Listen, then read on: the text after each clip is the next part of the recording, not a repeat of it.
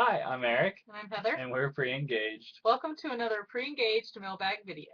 Effua from Binghamton, New York asked us, my boyfriend and I are currently dating and have been doing so for about 5 months now. We're in a long-distance relationship. I'm in New York and he's in Mississippi.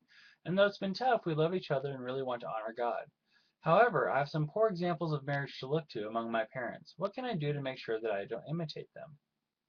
Well, we all have some of our parents in us. I remember in college my professor saying, "You guys are your parents, just get over it." She was being playful, but there was a seriousness to it too.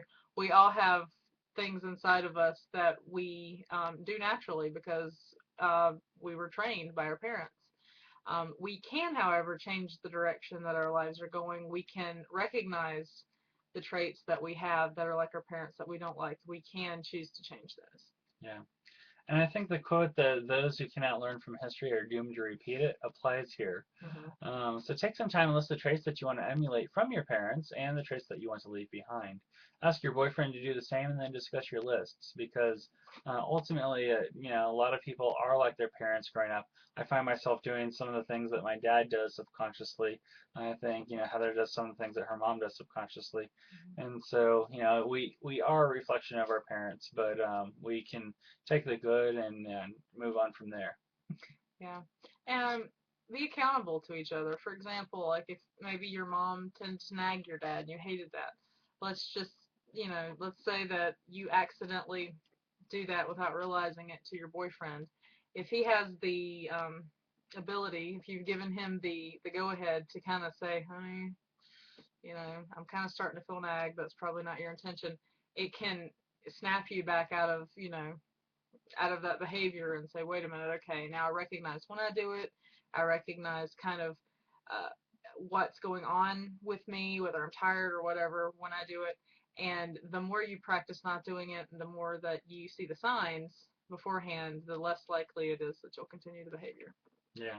And speaking of being tired, when you're tired or stressed, and you're naturally going to revert back to the ways that you were taught and the ways that were modeled for you.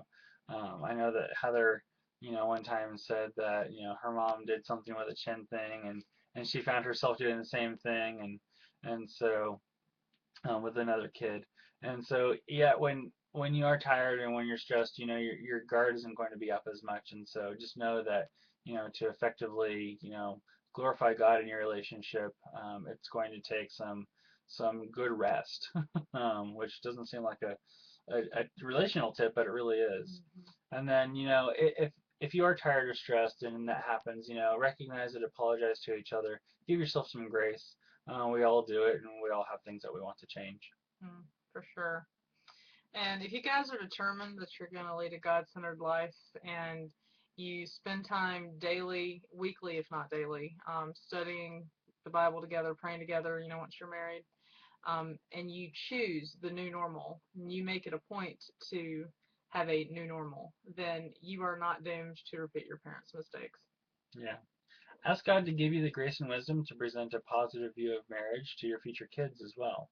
And so, forget the mistakes that your parents made, create new traditions and new, ways of interacting with each other that glorify God, and um, and then teach those to your kids and move on from there. So we hope that's helpful for you. If you'd like to see another pre-engaged mailbag video, please click on our contact form and send us a question. We'd love to hear from you and help you too. Grace be with you.